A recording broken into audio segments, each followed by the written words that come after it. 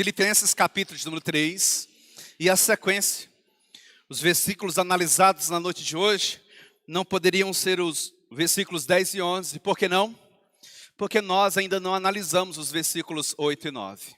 Então, Filipenses capítulo 3, versículos 8 e 9. Versículo 9 é apenas a primeira parte. Olha o que nos diz a palavra do nosso Deus. Os amados irmãos, então somente acompanhem comigo a leitura do texto hora indicado. Sim, deveras considero tudo como perda, por causa da sublimidade do conhecimento de Cristo Jesus, meu Senhor, por modo ao qual perdi todas as coisas, e as considero como refúgio para ganhar a Cristo e ser achado nele. Que Deus nos abençoe mais uma vez, em mais uma exposição da sua poderosa palavra. Meus amados irmãos, na medida em que eu e você adentrarmos ao texto em questão, em especial ao final, eu e você precisaremos ter em mente algumas verdades. Verdades estas que os ruídos da comunicação não podem nos roubar. Verdades estas que os problemas que marcam ou marcaram a nossa semana, ou que perturbam a nossa mente na noite de hoje, também não podem nos roubar. Verdades que vêm do coração de Deus para o nosso coração. Verdades que estão nas entranhas do texto lido. E o objetivo na exposição, na noite de hoje, é captarmos estas verdades e aplicá-las ao nosso coração. A título de uma noção introdutória, convém que ao final eu e você tenhamos em mente algumas verdades. Quais? A primeira delas, conhecer a Cristo Jesus vai muito mais além do que se ter informações sobre Ele. Muitos desfrutam da prerrogativa de terem vasta informação, vasto conjunto de informações sobre a pessoa de Cristo Jesus. Sobre sua cultura, sobre os livros que falam sobre ele, sobre as Sagradas Escrituras, sobre sua época, sobre a economia da época, sobre a política da época, sobre seus ensinos, sobre sua pessoa, mas não são salvos, não são filhos de Deus, porque não desfrutam de intimidade com Cristo, não desfrutam de comunhão verdadeira com o Senhor Jesus Cristo. Precisa ficar claro para todos nós, na noite de hoje, na medida que nós adentrarmos esse texto, que uma coisa é eu e você termos informações sobre Jesus, e outra coisa é eu e você termos um coração completamente rendido ao senhorio de Cristo Jesus. Mas também, ao final, se espera que eu e você tenhamos em mente que só é possível amar verdadeiramente a Cristo Jesus quem foi amado por Cristo Jesus. O amor de Cristo nos constrange. É uma barreira contra o pecado, contra as loucuras, leviandades do nosso coração.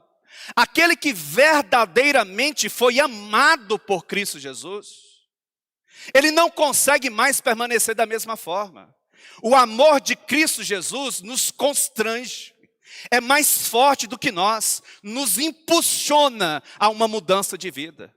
Todos aqueles que um dia experimentaram desse amor genuíno e verdadeiro, não conseguiram mais viver como antes.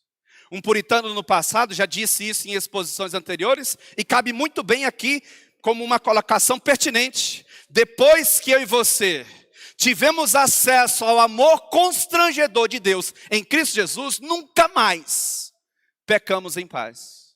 O amor dele nos impulsiona a uma mudança de vida. Mas também, ao final da exposição na noite de hoje, convém que eu e você tenhamos em mente que neste mundo ganhamos muitas coisas, bem como perdemos muitas coisas. Todavia, uma das coisas que eu e você precisamos ter em mente, como o bem mais precioso, mais pujante, mais valioso que eu e você poderíamos alcançar, não é outra coisa a não ser Cristo Jesus. Que eu e você, na medida em que a nossa vida for seguindo o seu curso, sejamos encontrados cada vez mais nele. Que eu e você venhamos nos desprender de nós mesmos, das leviandades do nosso coração, do mundo e seus prazeres. E que na medida em que a nossa vida for seguindo o seu curso, sejamos encontrados cada vez mais alicerçados, ancorados na pessoa de Cristo Jesus. Pois nele nós encontraremos verdadeira justiça, vida com Deus. No domingo passado, por exemplo, nós destacamos os muitos méritos, as muitas vantagens que pertenciam ao apóstolo Paulo. E Paulo nos ensinara na altura dos versículos 4 a 7, que todas estas vantagens humanas, pessoais e religiosas, ele as considerara como perdas, como coisas fúteis, banais, triviais, coisas descartáveis, para alcançar aquilo que a força humana não consegue por si mesmo. Em outras palavras, o esvaziamento de si mesmo para ser preenchido pela justiça de Cristo Jesus. A fim de que eu e você consigamos entender aquilo que o apóstolo Paulo coloca na altura dos versículos 8 e 9, primeira parte, convém que eu e você tenhamos em mente aquilo que ele destacara nos versículos anteriores. Na análise dos versículos 4 a 7, o tema que nos orientou no domingo passado foi Paulo e os seus méritos vantajosos para a salvação, uma questão de inutilidade. Duas verdades foram destacadas naquela noite. A primeira, Paulo e as vantagens que lhe pertenciam já no seu nascimento eram inúteis para a salvação. Paulo, quando nascera, desfrutara da prerrogativa de já ser envolvido por muitas vantagens. Lembremos-nos de que o texto do capítulo número 3 é marcado por embates teológicos densos, acirrados. De um lado, o apóstolo Paulo com o bom evangelho. Do outro lado, os seus algozes, os falsos mestres, no interior, nos meandros da igreja em Filipos. O apóstolo Paulo está de um lado a ecoar o bom evangelho de Cristo Jesus e do outro lado os falsos mestres, apregoando a necessidade de Cristo, mas também dos méritos humanos. Deus ajuda quem faz a sua parte, diziam eles. E Paulo, por sua vez, tentava corrigi-los, mostrando o caminho à igreja, mostrando mais precisamente que no final das contas, todas as nossas boas atitudes, elas estão sujas pelo pecado. Deus nos abençoa, não é porque nós fazemos coisas boas. Porque as coisas boas que nós fazemos, nós não fazemos por nós mesmos. É, na verdade, o resultado da graça de Deus em nós. Quais foram as vantagens que pertenciam ao apóstolo Paulo já no seu nascimento? Circuncidado ao 8º dia, da linhagem de Israel, da tribo de Benjamim, hebreu de hebreu. E Paulo está dizendo, tudo isto eu considerei como inútil, banal, fútil, trivial. Estas minhas vantagens sobrepujam a muitos de vocês, mas eu as considerei como inúteis para conseguir, para ganhar, por causa de Cristo Jesus. Em segundo lugar, naquela noite, nós também vimos Paulo e as vantagens que ele adquiriu posteriormente eram inúteis para a salvação.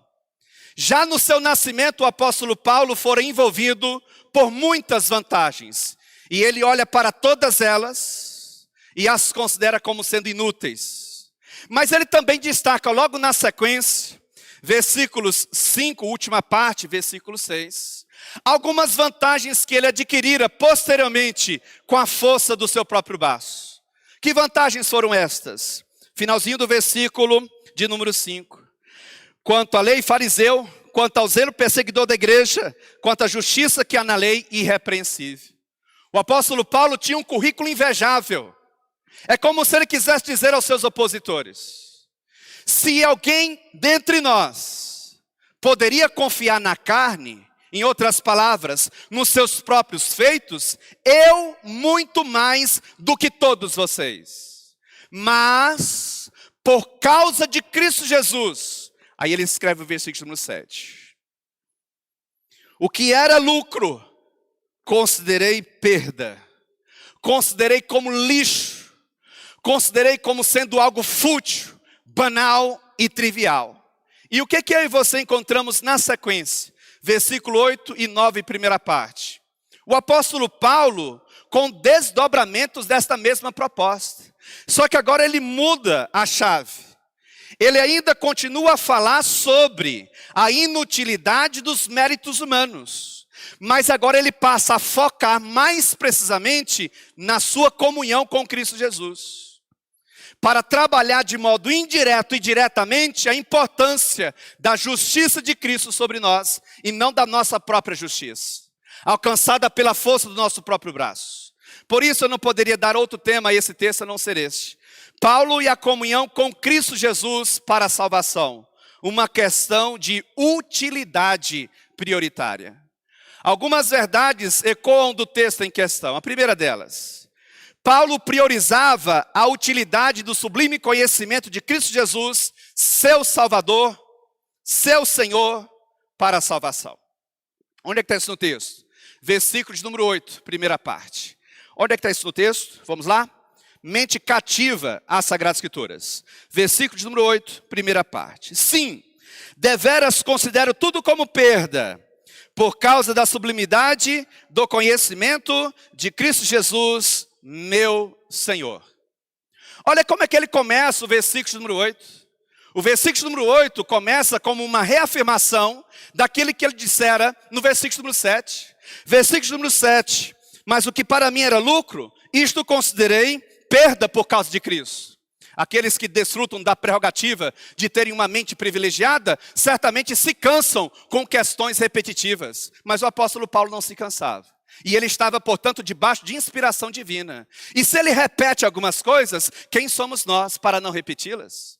O versículo número 8 é uma reafirmação daquilo que ele dissera no versículo número 7, em especial o início do versículo número 8, só que com outras palavras.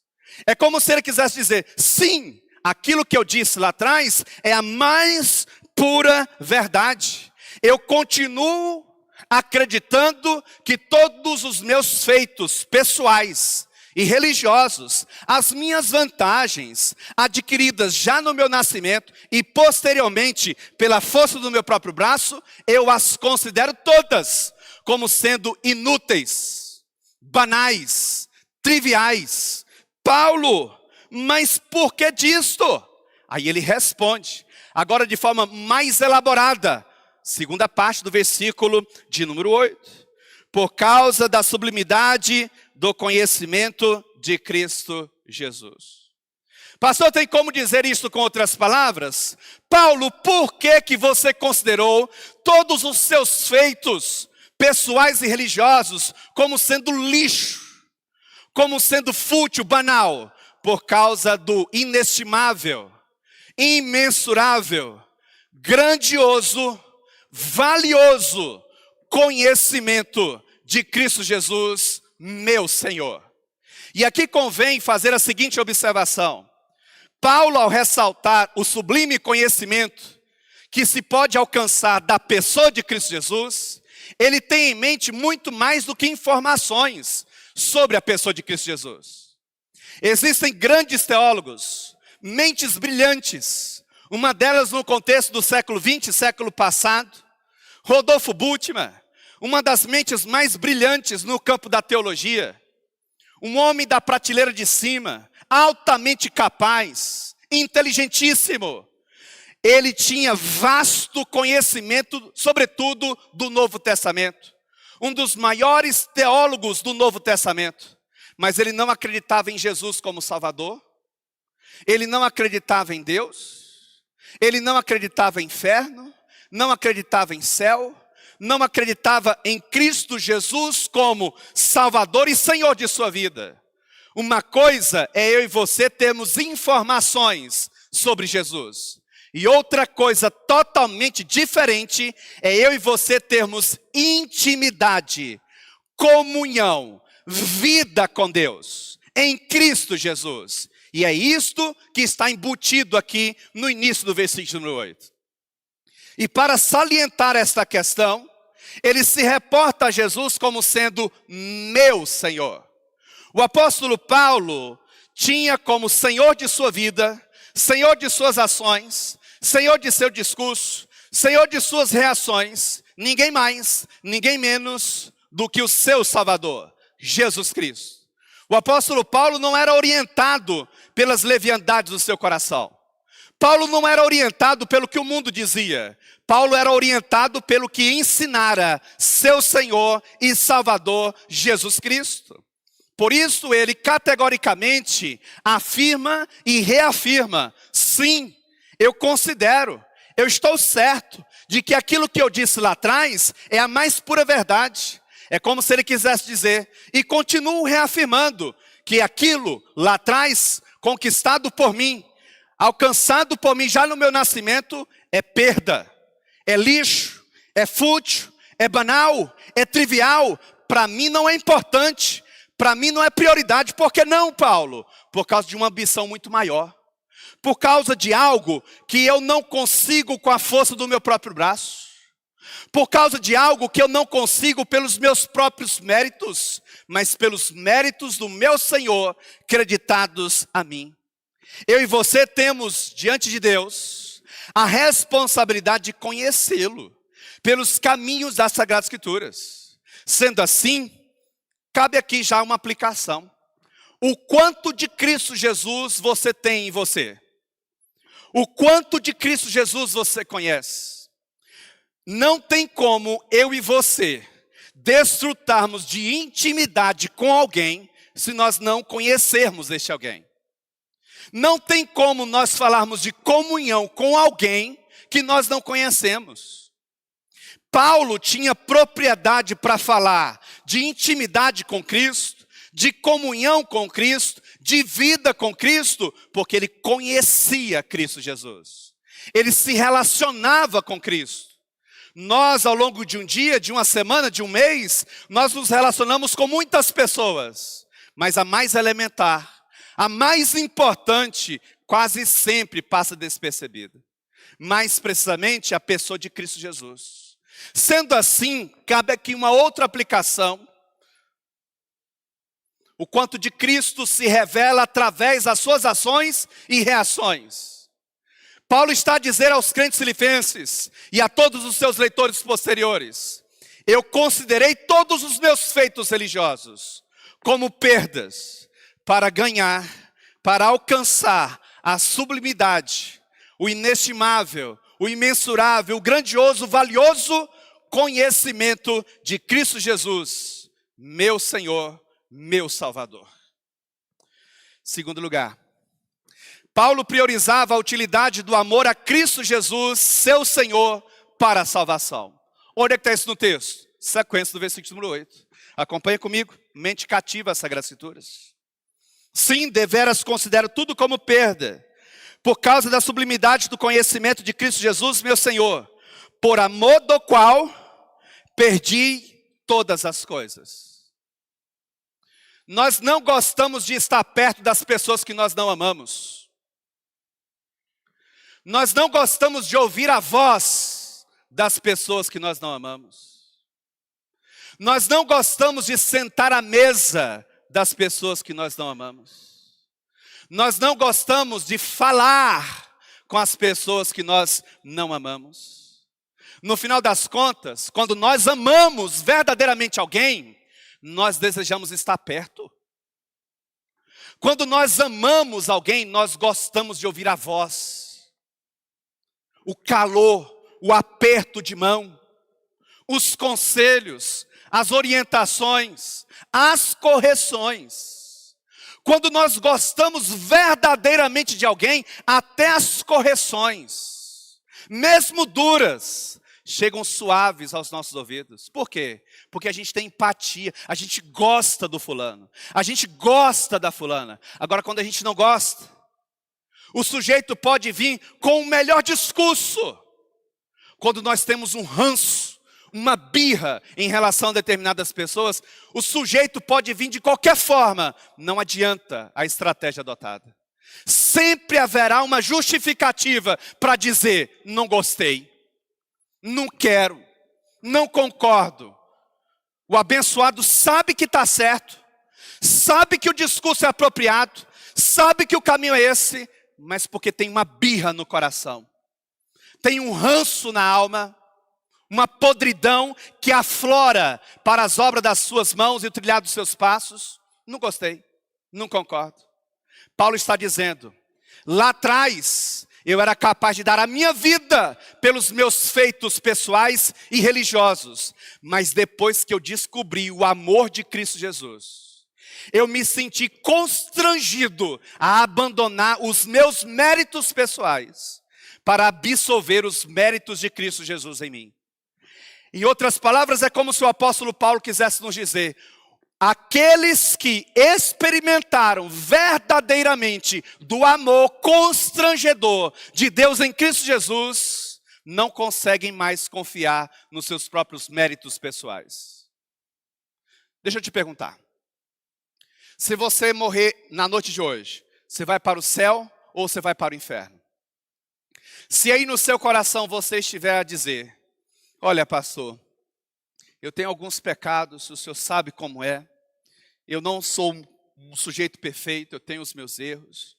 E eu devo lhe confessar, pastor, que eu tenho as minhas dúvidas se vou de fato para o céu de Deus.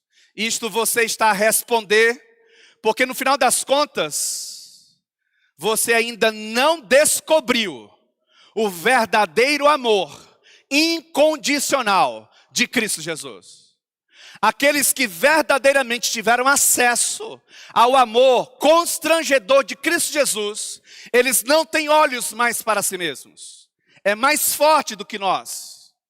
Nós, na medida em que olhamos a nossa vida com o amor constrangedor de Cristo Jesus, nós encontramos em nós só podridão, pecados, imperfeições, mazelas. Encontramos coisas somente desaprovadas por Deus. Logo, o amor de Cristo Jesus, ou o amor de Deus revelado em Cristo, aplicado a nós, pela atuação do Espírito Santo, nos faz ver a vida como ela é de fato. Sem este amor de Cristo, eu e você temos a tendência de maquiarmos a realidade. E quase sempre quando se fala desse amor, se fala numa outra tonalidade, numa outra proposta, desconsiderando em especial esta aplicação. Meus amados irmãos, onde é que o texto quer nos levar? É impossível o sujeito ter experimentado do amor de Deus em Cristo Jesus, do amor de Cristo Jesus, aplicado a nós pela atuação do Espírito Santo e permanecer indiferente às coisas de Deus. Permanecer indiferente às Sagradas Escrituras. Permanecer indiferente a uma vida consagrada, a uma vida pautada pela retidão, por um caráter construído em torno de uma lisura. É indispensável o amor salvífico de Deus em Cristo Jesus. É este amor de Deus em Cristo Jesus que nos coloca no nosso devido lugar, que aquieta os nossos ouvidos, que silencia o grito da nossa alma, que nos coloca no lugar de dependência de Deus. Este amor nos constrange, este amor nos salva, este amor nos liberta, acima de tudo, de nós mesmos, da leviandade do nosso coração. Paulo priorizava a utilidade do amor a Cristo, Jesus, seu Senhor, para a salvação. Por que Paulo fazia isso? Porque Paulo estava convencido de que não havia salvação nele mesmo, porque não havia nada de bom em seu coração. Em terceiro lugar, Paulo priorizava a utilidade de ganhar e ser achado em Cristo Jesus, seu Senhor, para a salvação. Onde é que está isso no texto bíblico? Última parte do versículo de número 8 e início do versículo de número 9. Olha o que diz as Sagradas Escrituras. Sim, deveras considero tudo como perda por causa da sublimidade do conhecimento de Cristo Jesus, meu Senhor, por amor do qual perdi todas as coisas. E agora a terceira parte. E as considero como refúgio para ganhar a Cristo e ser achado nele. O que significa a palavra refúgio à luz do original? Esterco, estrume, dejeto, E é o que você está pensando mesmo, na medida em que eu falo essas palavras. O apóstolo Paulo escolheu a palavra mais nojenta, a palavra mais baixa, para caracterizar os seus próprios méritos em comparação aos méritos de Cristo Jesus. Pastor, tem como parafrasear a última parte do versículo número 8?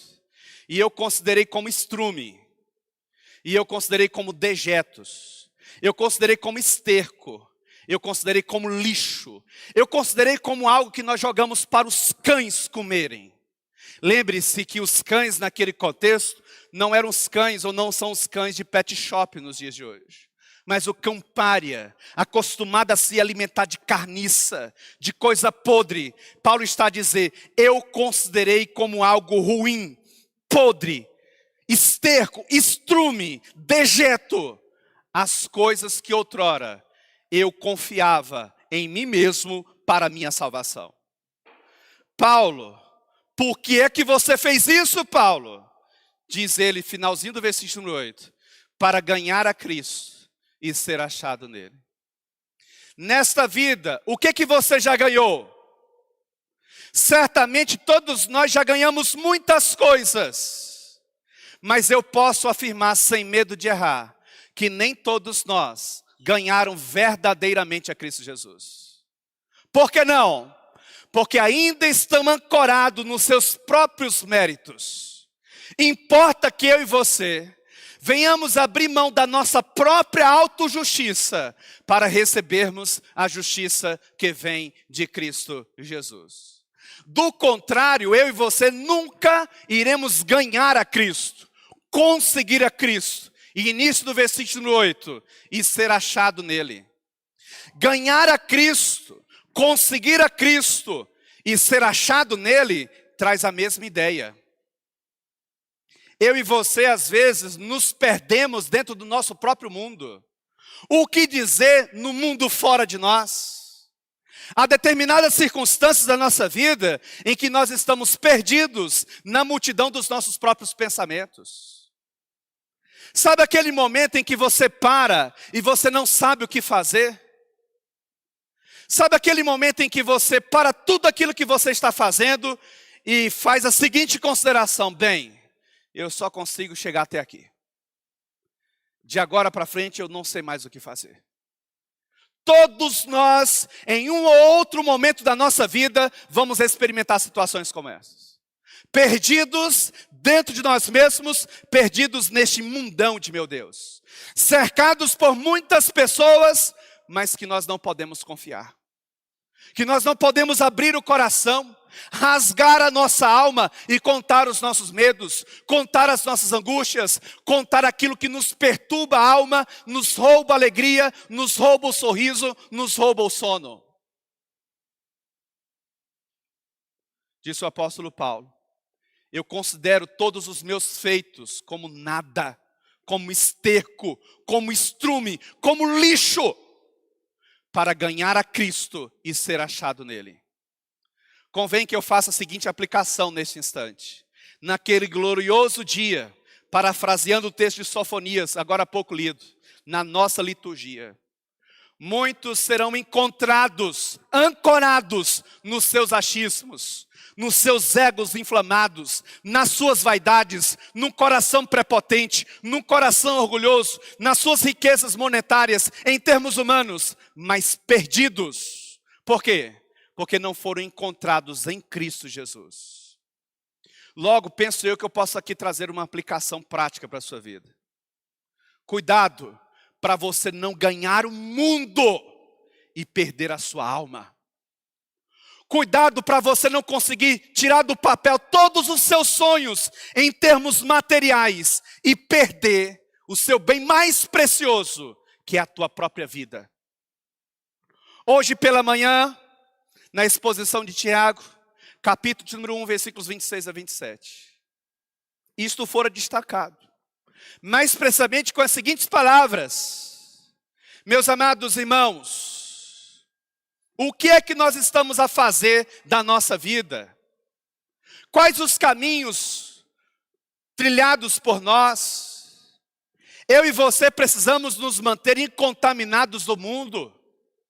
Eu e você ou amamos a Deus e a Cristo Jesus, ou eu e você amamos o mundo e os seus prazeres. Aqueles que estão em cima do muro, na segunda-feira, no domingo, amando a Cristo. Na segunda-feira, amando o mundo. Na terça-feira também. Na quarta-feira, amando a Cristo. Quinta-feira, amando o mundo. Sexta-feira, amando a Cristo. Sábado, amando o mundo. Domingo, amando a Cristo. Você nunca amou a Cristo. E eu cumpro o dever na noite de hoje de te dizer que você pode ser de Jesus, mas estas atitudes revelam que na noite de hoje você não é de Jesus. Você pode se encontrar em muitos lugares, em lugares altamente prazerosos, mas se você não for encontrado em Cristo Jesus, você está perdido na multidão dos seus prazeres. E eu e você não temos como negociar isso, pois disso depende a nossa vida, depende a nossa salvação. Meus amados irmãos, olhe para o mundo ao nosso redor. É um mundo marcado por trivialidades, é um mundo marcado por coisas fúteis, é um mundo marcado por coisas banais. Ninguém sabe mais dar valor àquilo que importa. Vai mesmo continuar colocando o seu coração nas coisas que são desse mundo, a ponto de brincar com a eternidade? Não brinque com a eternidade. Paulo priorizava a utilidade de ganhar e ser achado em Cristo Jesus, seu Senhor, para a salvação. Qual foi o tema da exposição na noite de hoje? Paulo e a comunhão com Cristo Jesus para a salvação. Uma questão de utilidade prioritária. 3 verdades foram destacadas. A primeira delas: Paulo priorizava a utilidade do sublime conhecimento de Cristo Jesus, seu Senhor, para a salvação. Segundo lugar, Paulo priorizava a utilidade do amor a Cristo Jesus, seu Senhor, para a salvação. E em terceiro lugar, Paulo priorizava a utilidade de ganhar e ser achado em Cristo Jesus, seu Senhor, para a salvação. Agora, em termos práticos, quais são as aplicações práticas para a nossa vida? Daquilo que já fora discutido, apontado, o que de importante eu e você podemos trazer para nós? Eu tenho aqui 3 aplicações práticas para nós. A primeira delas: não basta ter conhecimento sobre a pessoa de Cristo Jesus. É preciso se relacionar com Ele a partir deste conhecimento em destaque. O quanto você conhece de Cristo Jesus? Quem é Jesus para você? O modo como você se relaciona com Ele é um reflexo do conhecimento que você tem dEle, da importância que você dá a Ele. O quanto de Cristo Jesus há em você? Não basta ter informações sobre Jesus. Se eu franqueasse a palavra aqui, há muitos dentre nós na noite de hoje conseguiriam discorrer horas sobre a pessoa de Jesus, porque já conhecem Jesus, no sentido de ter informações sobre Jesus. Mas você tem intimidade com Cristo? Você tem comunhão verdadeira com Cristo Jesus? Você tem vida com Cristo Jesus? Cuidado, você só tem uma única vida.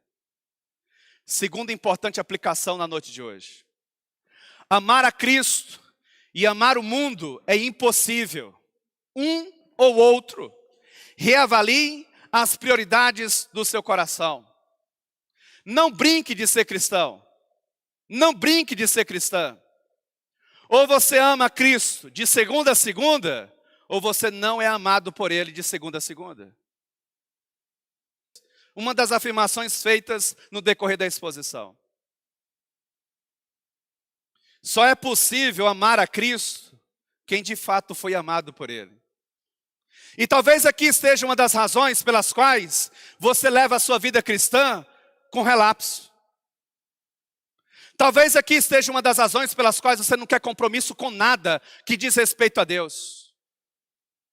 Talvez aqui esteja uma das razões pelas quais você cultiva relacionamentos diversos, menos o relacionamento mais importante, o teu com Deus.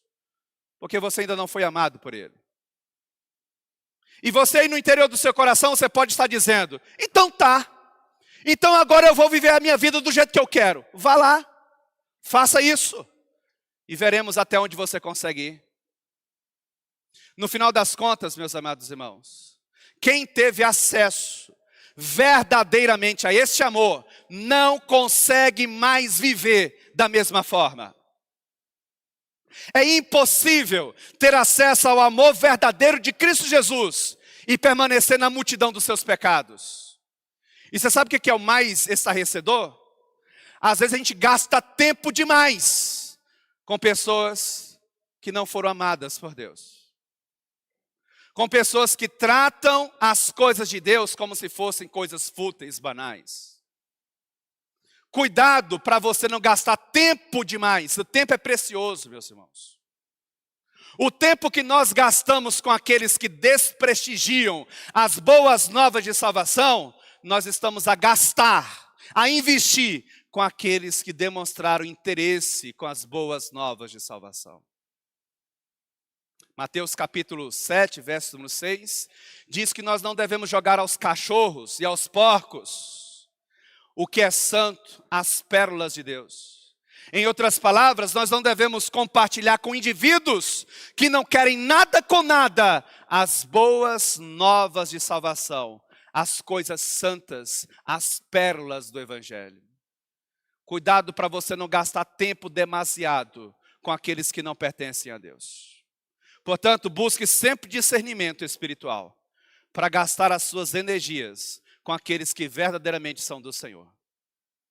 Em terceiro lugar, ganhar a Cristo ou ser achado nele deve ser visto como uma utilidade prioritária do nosso coração.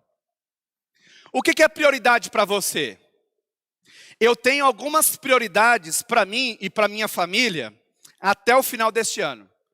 Alguns objetivos que eu tenho batalhado todo santo dia para alcançar. Temos cercado-nos de todos os lados. Há uma meta, há uma prioridade. E para o próximo ano, novas metas, novas prioridades. Mas existe uma que deve ser a sobressalente, a mais pujante, a mais vívida. Ganhar a Cristo e ser achado nele. Qual que é a prioridade do teu coração? Quais são as tuas prioridades familiares? Importa?